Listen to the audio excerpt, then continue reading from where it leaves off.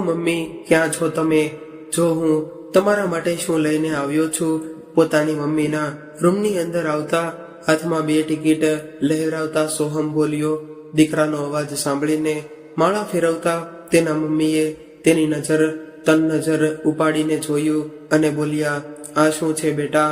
Mummy, તમે ઘણા દિવસોથી કહી રહ્યા હતા ને કે હું તમને ગંગા સ્નાન કરાવવા માટે લઈ જાઉં. તો આ વખતે કુંભનો મેળો લાગ્યો છે, તો મેં વિચાર્યું કે તમને કુંભના મેળામાં લઈ જાઉં અને ગંગા સ્નાન કરાવી આવું. ટ્રેનની ટિકિટો પણ કરાવી લીધી છે. દીકરાની આ વાત સાંભળીને સાધનાબેન ખુશ થઈ ગયા. તેમની આંખો સોહમ બોલ્યો, અરે નહીં મમ્મી, બધાને જઈને શું કરવું છે? ખબર છે તમને કુંભના મેળામાં કેટલી બધી ભીડ હોય છે. બધા લોકોને સાચવવા ખૂબ જ મુશ્કેલ થઈ જાય છે. એટલા માટે હું ફક્ત 2 જ ટિકિટ લઈને આવ્યો છું, મારા અને તમારા માટે. દીકરાની આ વાત સાંભળવામાં ખુશીભરી ચમક આવી ગઈ. અને કુંભનો મેળો, તું સાચેમાં મને કુંભના દર્શન કરાવડાવીશ? તું અસાચું કહી રહ્યો છે ને બેટા? મને વિશ્વાસ નથી થઈ રહ્યો. અરે મમ્મી, હું ખોટું થોડું બોલી રહ્યો છું. આ જુઓ, ટિકિટ તમારી સામે જ છે. હવે જવા માટેની તૈયારી કરી લો. જેટલો પણ સામાન જોઈએ મને પહેલા જ કહી દેજો. 5 દિવસ પછી આપણે જવાનું છે. વાહ બેટા, સદા ખુશ રહો. ગંગાજીમાં સ્નાન કરીશ તો મને મોક્ષ મળી જશે ને મને? અચ્છા દીપા, પણ ચાલશે ને બેટા? બધા જઈશું ને આપણે? સાધનાબેને હસીને પૂછ્યું. એટલે સોહમ બોલ્યો, અરે નહીં મમ્મી, બધાને જવાની શું કામ કરવું છે? ખબર છે તમને કુંભના મેળામાં કેટલી બધી ભીડ હોય છે. બધા લોકોને સાચવવા ખૂબ જ મુશ્કેલ થઈ જશે. એટલા માટે હું ફક્ત 2 જ ટિકિટ લઈને આવ્યો છું, મારા અને તમારા માટે. દીકરાની આ વાત સાંભળતા જ સાધનાબેનની નજરો પોતાની વહુ દીપા તરફ ગઈ અને વિચારવા લાગ્યા કે દીકરા, આજે હું એકલી જઈશ તો વહુ નારાજ નહીં થઈ જાય ને? પછી બોલ્યા, અરે સોહમ બેટા, પણ આટલી ઉંમરમાં તું એકલો મને કઈ રીતે સંભાળીશ? ઘરમાં તો હું જેમ તેમ કરીને પોતાનું કામ કરી લઉં છું, પરંતુ બહાર તો મારું ઉઠવું બેસવું પણ ખૂબ જ મુશ્કેલ થઈ જશે. ઘડી ઘડી મને સહારાની જરૂરત પડશે. ત્યારે તેમની વહુ દીપા બોલી, અરે મમ્મી, હવે આ તમને લઈ જઈ રહ્યા છે તો સંભાળી પણ લેશે, અને અમે તો ક્યાં ને ક્યાં ફરવા જતા હોઈએ છીએ. તો અત્યારે તમે જઈ આવો, અમે પછી ક્યારેક જતા આવીશું. અમે એમ પણ વિચારો કે કુંભનો મેળો હર વર્ષે થોડી હોય છે. એટલે સાધનાબેન બોલ્યા, પરંતુ દીપા, મને સાચવવામાં સોહમને મુશ્કેલી પડશે. એટલે એમની આ વાત સાંભળીને તેમનો દીકરો સોહમ હસી પડ્યો અને બોલ્યો, મમ્મી, હવે તમને પોતાના દીકરા પર વિશ્વાસ પણ નથી. અરે, જેવી રીતે નાનપણમાં તમે મારું ધ્યાન રાખતા હતા, એવી જ રીતે હું પણ તમારું ધ્યાન રાખીશ. તમારો હાથ હું ક્યારેય નહીં મૂકું. ખૂબ સારી રીતે તમને મેળો દેખાડીશ. સોહમની વાત પર બધા લોકો હસવા લાગ્યા અને સાધનાબેન પ્રસન્ન થઈ ગયા. ઘણા સમયથી મનમાં રહેલી તેમની ઈચ્છા હવે પૂરી થઈ ગઈ હતી. કેટલી વખત સોહમને કહી ચૂક્યા હતા કે મરવાથી પહેલા એક વખત મને કુંભના મેળામાં સ્નાન કરાવડાવી દેજે. જો કુંભના મેળામાં પર લઈને ન જઈ શકે તો એમ પણ જ હરિદ્વાર લઈ હાલ, પરંતુ એક વખત ગંગા સ્નાન કરાવી દે તો મારી અંતિમ ઈચ્છા પૂરી થઈ જાય. સમય પસાર થઈ રહ્યો હતો અને વાત ચાલતી રહી, પરંતુ આજે જ્યારે સોહમે સામેથી જ કહ્યું તો તેમનું મન પ્રસન્નથી ઝૂમી ઉઠ્યું. આજે તો તેઓ પોતાના દીકરા અને વહુને આશીર્વાદ આપતા થાકતા ન હતા. હરિદ્વાર જવા માટે તે બંને જણાએ ટ્રેનમાં બેસી ગયા, પરંતુ મુસાફરી દરમિયાન સાધનાબેનની હાલત ખરાબ થઈ રહી હતી. 2 દિવસ અને 1 રાતની મુસાફરી હતી. દીકરાનો હાથ પકડીને વારે વારે બાથરૂમ જતા હતા, પરંતુ જેવી જ ટ્રેન ચાલવા લાગતી તો તેમના પગ ડમડમવા લાગતા. જેમ તેમ કરીને તેઓ સીટ સુધી પહોંચી શકતા હતા. અરે મમ્મી, સાંભળો તો, પોતાને હજુ તો મુસાફરી શરૂ થઈ છે. આગળ કેટલી બધી મુસાફરી કરશો? હા બેટા, કોશિશ તો કરી રહી છું સંભાળવાની, પણ આ ઉંમરે થઈ ગઈ ને હાથની પકડ પણ ઢીલી થઈ ગઈ છે. અરે પગ ડમડમાઈ જાય છે. લાચારીપૂર્વક સાધનાબેન બોલ્યા એટલે સોહમે કહ્યું, કઈ વાંધો નહીં મમ્મી, હું છું ને, હું બધું જ સંભાળી લઈશ. આ સાંભળીને સાધનાબેનની આંખો મમતાના આંસુઓથી ભરાઈ આવી. રાતના સમયે ટ્રેન છક અને સીટીના અવાજે સરખી રીતે સુવા પણ દીધી નહીં. રહીને વિચારતા કે કારણ વગર જ મેં સોહમને બિચારાને હેરાન કર્યો, તે પણ આખી રાત જાગતો રહ્યો. એના કરતા તો ગંગાજળ ઘરે મંગાવીને જેનાથી જ મેં નહાઈ લેત તો સારું હોત. હવે મને સમજાઈ રહ્યું છે કે શું કામે સોહમ દર વખતે મારી ગંગામાં જવાની નહાવાની વાતને ટાળી રહ્યો હતો. હવે નીકળી ગયા પછી વિચારીને શું ફાયદો. ભગવાનનું નામ જપતા જેમ તેમ કરીને મુસાફરી પૂરી થઈ અને ગાડી ઊભી રહી તો પ્લેટફોર્મ ઉપરથી ભીડભાગ જોઈને સાધનાબેન હેરાન રહી ગયા. સોહમે બંને થેલા પોતાના ખભા ઉપર લટકાવ્યા અને પોતાની મમ્મીનો હાથ પકડીને સ્ટેશનની બહાર લઈ આવ્યો. તે જ સમયે કાળા વાદળો છવાઈ ગયા અને ઠંડી હવા ફૂંકાવા લાગી. અરે બેટા, મને તો ઠંડી લાગી રહી છે. આ વાતાવરણને પણ આજે જ તે ખરાબ થવું હતું. ખબર નહીં ક્યારે વરસાવા લાગશે. સાધનાબેનની વાત સાંભળીને સોહમ બોલ્યો, મમ્મી થોડી વાર આપણે સ્ટેશન પર બેસી જઈએ, વાતાવરણ થોડું બરાબર થઈ જશે, પછી બહાર નીકળીશું. સાધનાબેનને પ્લેટફોર્મ પર એક બેન્ચ પર બેસાડીને સોહમ ઊભો થઈને ક્યાંય જતો રહ્યો અને જ્યારે પાછો આવ્યો તો તેના હાથમાં ચાના 2 કપ અને ગરમાગરમ ભજીયાનું પડીકું હતું. માં દીકરાને ત્યાં જ બેસીને શાંતિથી ચા પીધી અને ભજીયા ખાધા. થોડી જ વારમાં સાધનાબેનને નીંદર આવવા લાગી તો ત્યાં જ ટેકો લઈને આંખો બંધ કરીને સૂઈ ગયા. લગભગ 1 કલાક પછી વરસાદ રહી ગયો અને વરાપ નીકળી. વરસાદના કારણે રેલવે સ્ટેશન ઉપર જે ભીડ વધી ગઈ હતી તે પણ હવે ઓછી થવા લાગી હતી. બંને મા દીકરો એક રિક્ષા પકડીને કુંભના મેળા સુધી પહોંચી ગયા અને મેળાની શરૂઆતમાં જ રિક્ષાવાળાએ તેમને ઉતારી દીધા. લગભગ 1.5 કિલોમીટર પગે ચાલ્યા પછી ગંગા ઘાટ સુધી પહોંચ્યા તો ભીડભાડને કારણે ખૂબ જ મુશ્કેલીથી તેમને એક પડાલમાં જગ્યા મળી શકી અને સોહમે ત્યાં ચાદર પાથરીને પોતાનો સામાન રાખી દીધો અને સાધનાબેન તો હાથ પકડીને ગંગામાં નહાવા માટે લઈ ગયો. સાધનાબેને પોતાના આખા જીવનમાં આટલી ભીડ ક્યારેય નહોતી જોઈ. ક્યાંય લાઉડ સ્પીકરનો જોરથી અવાજ આવી રહ્યો હતો તો ક્યાંક ભજન ચાલી રહ્યા હતા, ક્યાંક ગંગા માતાની જય જયકાર કરતા લોકો ફરી રહ્યા હતા તો ક્યાંક સાધુ સંતોના પ્રવચન ચાલુ હતા. આગળ વધ્યા તો રમકડાવાળા, નાસ્તાવાળા, મીઠાઈની દુકાન, ધાર્મિક ચોપડીઓ અને ફોટાઓની દુકાન, દરેક જાતિ અને ધર્મના લોકોને જોઈને સાધનાબેન હેરાન હતા. તેમને એવું લાગી રહ્યું હતું કે જાણે તેઓ કોઈ બીજી જ દુનિયામાં પહોંચી ગયા છે. આ બધું જોઈને તેમણે સોહમનો હાથ દબાવીને પકડી રાખ્યો હતો. રસ્તો કરતા સોહમ એમને કિનારા સુધી લઈ આવ્યો, પરંતુ અહીં પણ ખૂબ જ ભીડ હતી. સોહમે હાથ પકડીને પોતાની મમ્મીને ગંગામાં સ્નાન કરાવ્યું અને પછી પોતે સ્નાન કર્યું. ગંગામાં ફૂલ અને પ્રસાદ ચડાવ્યા અને ખબર નહીં ક્યારથી મનમાં રહેલી સાધનાબેનની ઈચ્છા આજે પૂરી થઈ. ખુશીને કારણે તેમની આંખોમાં આંસુ આવી ગયા. હાથ જોડીને પ્રાર્થના કરી કે હે ગંગામાં, મારા સોહમ જેવો દીકરો દરેક માને આપજો. આજે તેને કારણે જ હું તમારા દર્શન કરી ચૂકી છું. એવું કહેતા સાધનાબેને થોડું ગંગાજળ એક બોટલમાં ભરી લીધું અને જતા સમયે ગંગામાને પ્રણામ કર્યા કે ખબર નહીં બીજી વખત ગંગાજળના દર્શન કરી પણ શકાય કે નહીં. સોહમે પોતાની મમ્મીને મેળામાં ફેરવ્યા અને ખૂબ જ ખવડાવ્યું પીવડાવ્યું. પછી સાધનાબેન બોલ્યા, બસ બેટા, હવે હું ખૂબ જ થાકી ગઈ છું, હવે મારાથી વધારે ચાલી નહીં શકાય. એટલે સાધનાબેનના કહેવા પર સોહમ તેમને પંડાલમાં પાછો લઈ આવ્યો. ચલો મમ્મી, હવે તમે અહીં જ આરામ કરો, હું જરાક ચક્કર મારીને આવું છું. એવું કહીને સોહમને પોતાની ખિસ્સામાંથી થોડાક રૂપિયા કાઢ્યા અને સાધનાબેનના હાથમાં આપ્યા. અરે બેટા, હું આ રૂપિયાનું શું કરીશ? તું છે તો ખરો મારી સાથે, અને આમ પણ મારા સાડીના પાલવમાં 500 રૂપિયાની નોટ બાંધેલી છે. એવું કહેતા સાધનાબેને તેને રૂપિયા પાછા આપ્યા. એટલે સોહમ બોલ્યો, અરે ના મમ્મી, આ રાખી લ્યો, ક્યારેક જરૂર પડે તો કામ આવશે.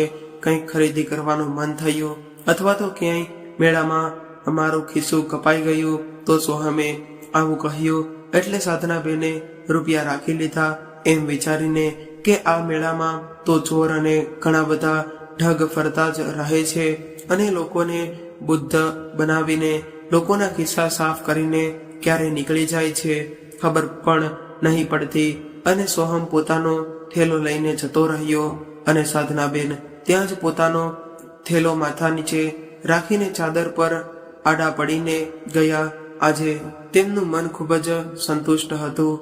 સોહમે પણ તેમનું ખૂબ જ ધ્યાન રાખ્યું હતું. આડા પડતા પડતા જ સાધનાબેનને નીંદર ચડી ગઈ, પરંતુ જ્યાં આંખ ખોલી તો જોયું કે સૂરજ અસ્ત થઈ ગયો હતો. બધે નજર ફેરવી તો સોહમ હજુ સુધી પાછો આવ્યો ન હતો.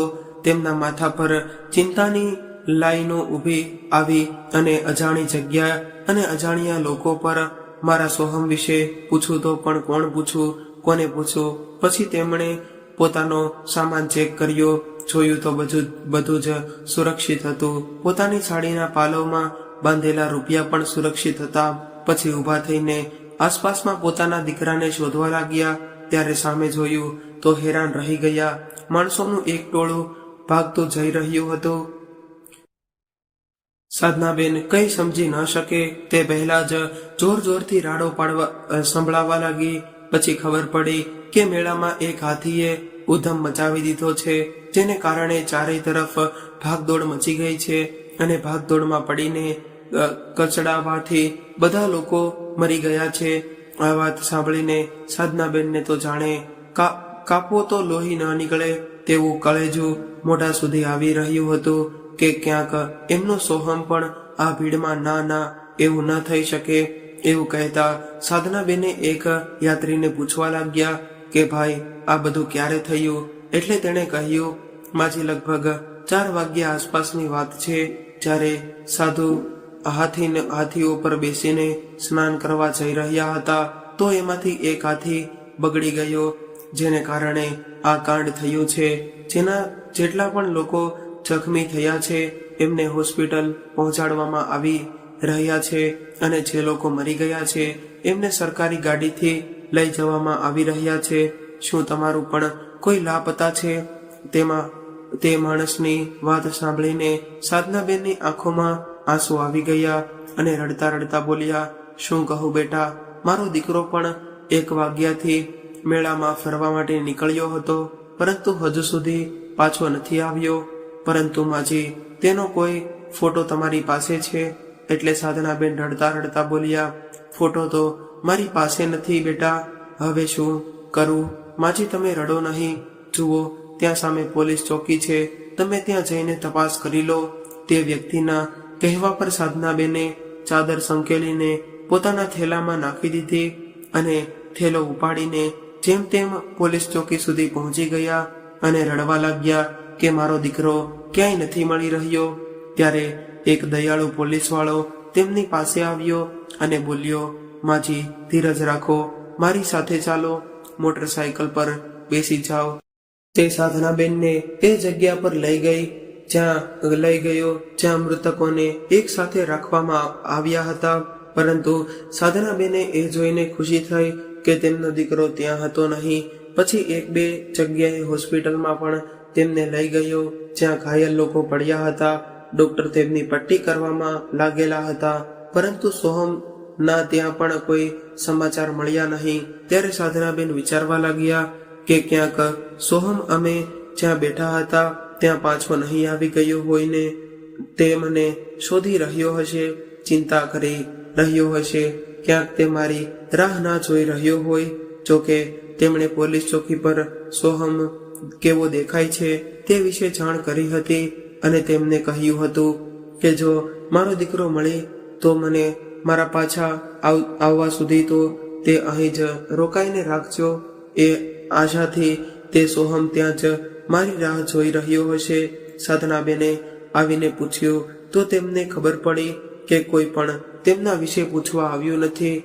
તે પાછા પંડાલમાં ગયા તો ત્યાં પણ તેમનો દીકરો મળ્યો નહીં. અડધી રાત થઈ ગઈ હતી. બિચારી વૃદ્ધમાં ક્યાંક પોલીસ સ્ટેશન પર જતી તો ક્યારેક ગંગા ઘાટ પર, પરંતુ દીકરાની ક્યાંય પણ ખબર મળી નહીં. જ્યારે રાતનો 1 વાગ્યો હતો તો પોલીસ વાળાઓએ કહ્યું કે માજી, તમે જઈને આરામ કરો. જો તમારો દીકરો પૂછવા આવશે તો અમે તમને અમારી પાસે મોકલી દઈશું. પુત્ર વિયોગથી વ્યાકુળ સાધનાબેન આશાભરી નજરોથી ક્યારેક અહીં જોતા તો ક્યારેક ત્યાં. પછી ચાદર પાથરીને આડા પડી ગયા, પરંતુ આંખોમાં નીંદર ક્યાં હતી? જ્યાં જતો રહ્યો મારો દીકરો, આટલા મોટા મેળામાં ક્યાં તેને શોધીશ? અહીં કોઈ પોતાનું પણ નથી. જો સોહમ પાછો ન આવ્યો તો હું એકલી ઘરે કઈ રીતે જઈશ? દીપા અને સાહિલ વિશે પૂછશે તો એને હું શું જવાબ આપીશ? અને એમ વિચારતા સાધનાબેન પોતાની જાતને કોસવા લાગ્યા કે ખોટી હું ગંગામાં નહાવાની જીદ કરીને બેઠી હતી. જો સોહમ ટિકિટ લઈ આવ્યો હતો તો હું ના પણ પાડી શકતી હતી ને ટિકિટ તો કેન્સલ પણ થઈ શકતી હતી. આટલી મોટી મુસીબત તો માથે ન આવત. હવે ક્યાં શોધું હું મારા દીકરાને? પછી સાધનાબેનને વિચાર આવ્યો કે ક્યાંક સોહમને કોઈ ઉપાડીને તો નથી ગયું ને? કેટલો સીધો છે મારો દીકરો, ખૂબ જ જલ્દી કોઈની વાતોનો વિશ્વાસ કરી લે છે. કોઈકે કંઈક સૂંઘાડીને તેને બેભાન કરી દીધો હોય અને તેના બધા રૂપિયા, વીંટી, ચેન લઈને તેને ક્યાંક ફેંકી ના દીધો હોય. આ બધું વિચાર કરીને સાધનાબેન અંદર ને અંદર ચિંતામાં ડૂબી રહ્યા હતા. મનમાં ઉઠવાવાળી શંકાઓનો કોઈ અંત હતો નહીં. બીજા દિવસે જ્યારે સવાર પડી તો સાધનાબેન નહાવા ધોવાનું ભૂલીને સીધા પોલીસ ચોકી પર પહોંચી ગયા અને એક દિવસમાં પોલીસ ચોકીના માણસો તેમને ઓળખવા લાગ્યા હતા. તેમને જોતા જ બોલ્યા, આવો માજી, શું તમારો દીકરો હજુ સુધી પાછો નથી આવ્યો? એટલે સાધનાબેન રડતા બોલ્યા, ક્યાં જાઓ? તમે શોધીને લઈ આવો. મારા દીકરાને એક માની દુઆઓ મળશે. રોઈને સાધનાબેનની હાલત ખરાબ થઈ હતી. પછી પોલીસ વાળાએ કહ્યું, માજી ધીરજ રાખો, અમે કંઈક કરીએ છીએ. તમારા શિબિરોમાં એનાઉન્સમેન્ટ કરાવડાવે. તમારો દીકરો મેળામાં ક્યાં કંઈ પણ હશે તરત દોડતો આવશે. તમે એવું કરો, પોતાનું નામ અને એડ્રેસ લખાવી દો અને પછી જઈને સ્નાન કરી લો. જલ્દી જ મળી જશે તમારો દીકરો. ભગવાન પર વિશ્વાસ રાખો. હવે તો પોલીસ વાળાએ પણ સાધનાબેન સાથે સહાનુભૂતિ થઈ ગઈ હતી. રોકડ કરતી બિચારી કરડીમાં શિબિરમાં પાછી આવી ગઈ. જેમ તેમ ગંગામાં સ્નાન પણ કરી લીધું. મનમાં ને મનમાં પ્રાર્થના કરતી રહી કે હે ગંગામાં, મારો સોહમ જ્યાં પણ હોય, કુશળપૂર્વક હોય ને તે જ તમારા દર્શન કરવા માટે અહીં લઈને આવ્યો હતો અને તે જ હાથ છોડાવીને ખબર નહીં ક્યાં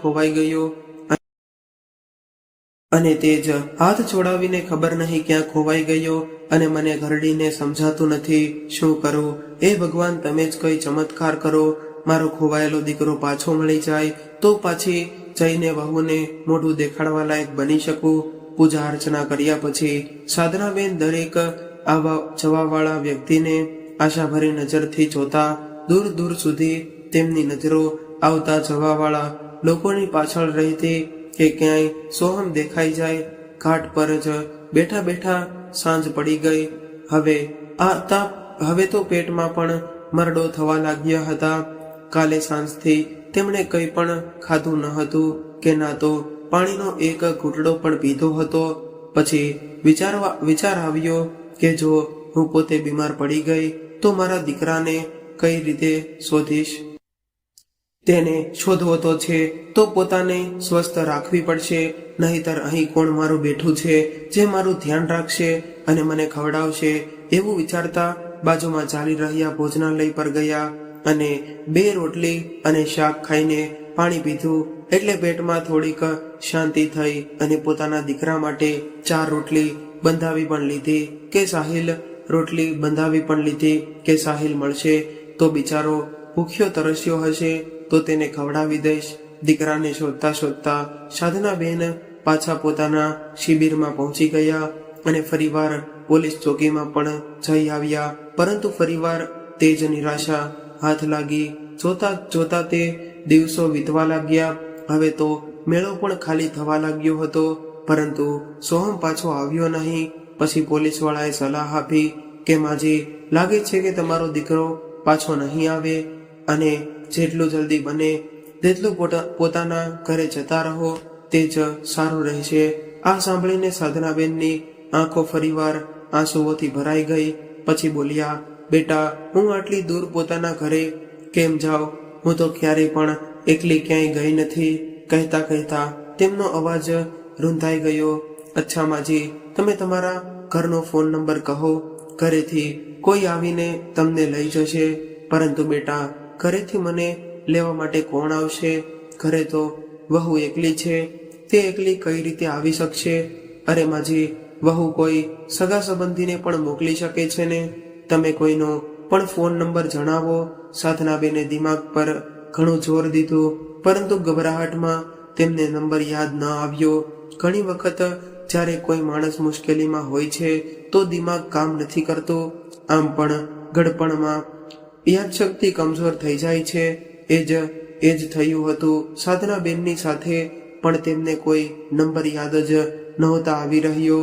પોતાની લાચારી પર તેમની આંખો ભરાઈ આવી. તે જ સમયે એક યાત્રી પોલીસ ચોકીની બહારથી પસાર થઈ રહ્યો હતો.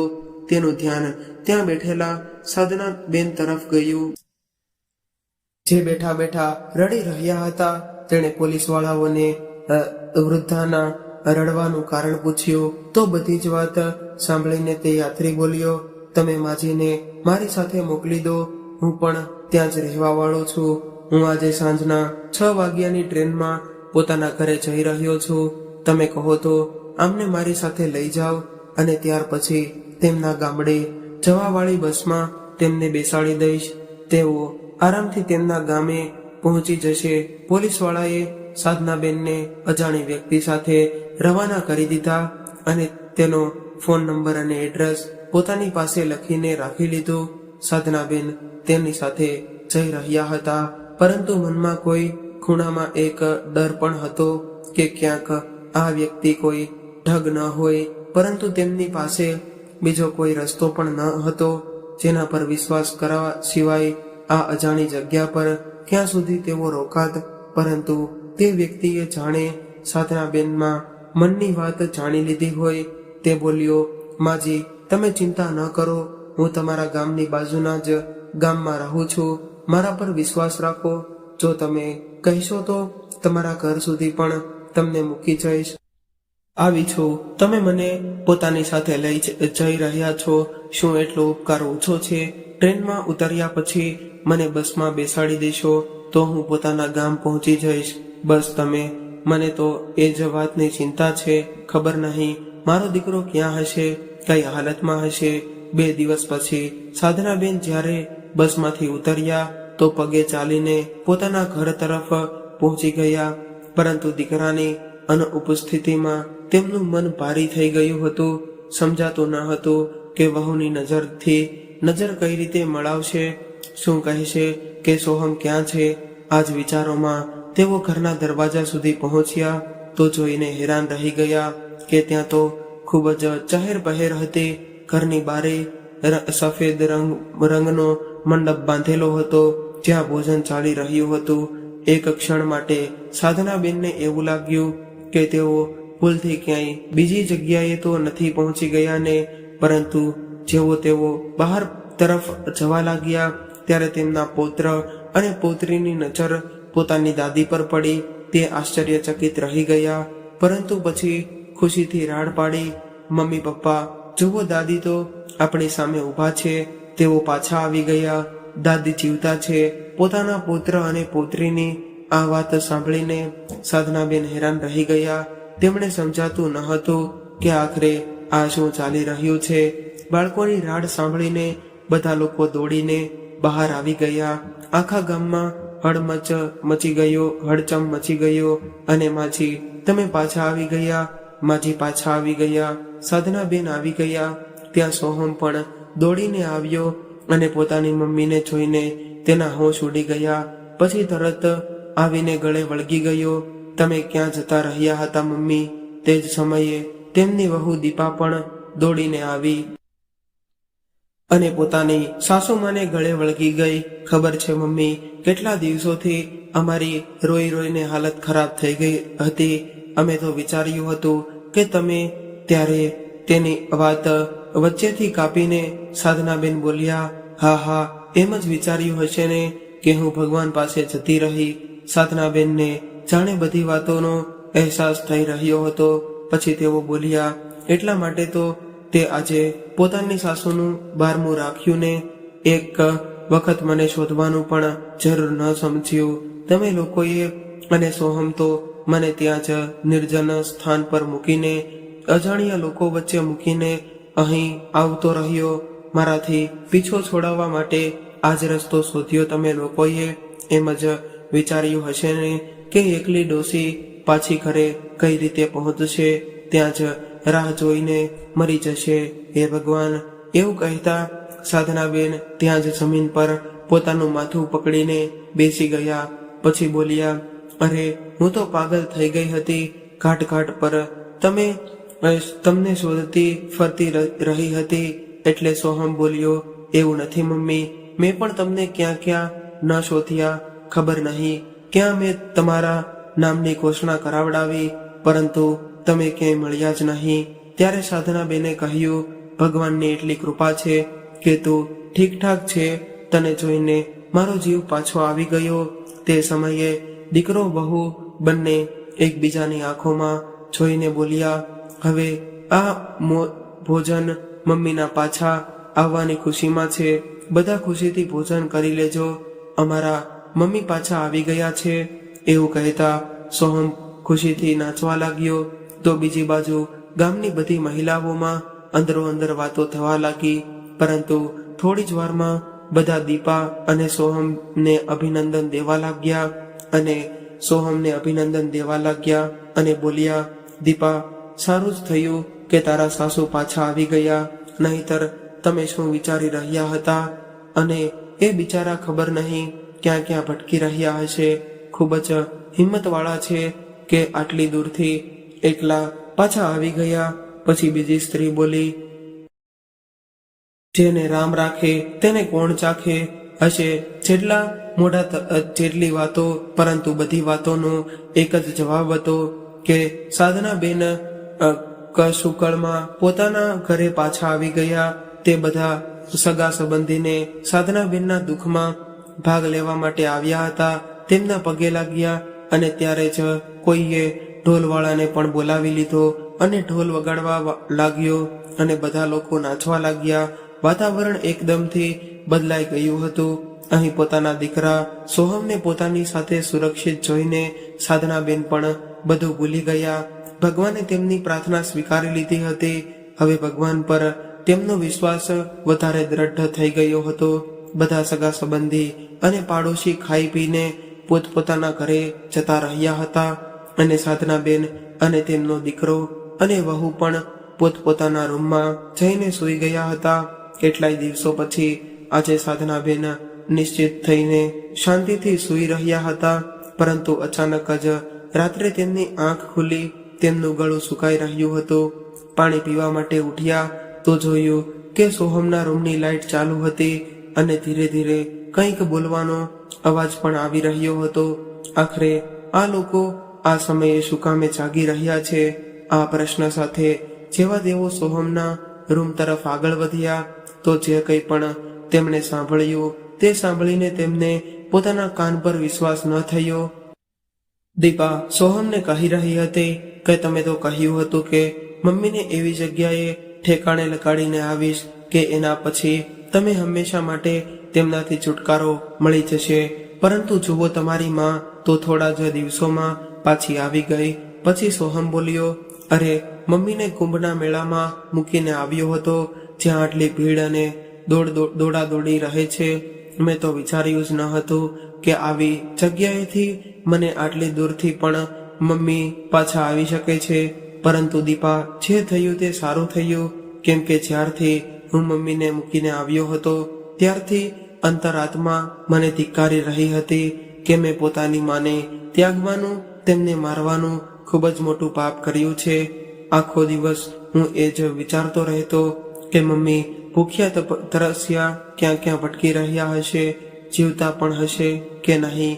મારી માએ તો મારા ઉપર વિશ્વાસ કર્યો હતો અને મેં એમની સાથે આટલો મોટો વિશ્વાસઘાત કરી નાખ્યો. મારી મમ્મીએ આ રીતે ગંગા ઘાટ પર મૂકીને આવવાનો અપરાધ બોધ મને અંદર ખાઈ રહ્યો છે હતો. અને દીપા, તું મમ્મીના આવવા પર ચિંતા ન કર. જ્યાં આટલો સમય તેમને સહન કર્યા છે ત્યાં થોડો સમય વધારે સારું થયું. મમ્મી પાછા આવી ગયા. હું તેમની મૃત્યુનું કારણ બનતા રહી ગયો. હે ભગવાન, તમારો ખૂબ ખૂબ આભાર. આટલી વાત સાંભળતા જ સાધનાબેનના પગ નીચેથી જમીન ધ્રુજવા લાગી અને કુંભના મેળાનું બધું જ દ્રશ્ય તેમની આંખોની સામે આવવા લાગ્યું. કેમ કે પાછલા થોડા દિવસોમાં તેઓએ લગભગ આખા કુંભના મેળામાં ફરી લીધું હતું. પોતાના દીકરાના નામની ઘોષણા ઠેર ઠેર કરાવી હતી, પરંતુ પોતાના નામની ઘોષણા તો તેમણે ક્યાંય સાંભળી જ ન હતી.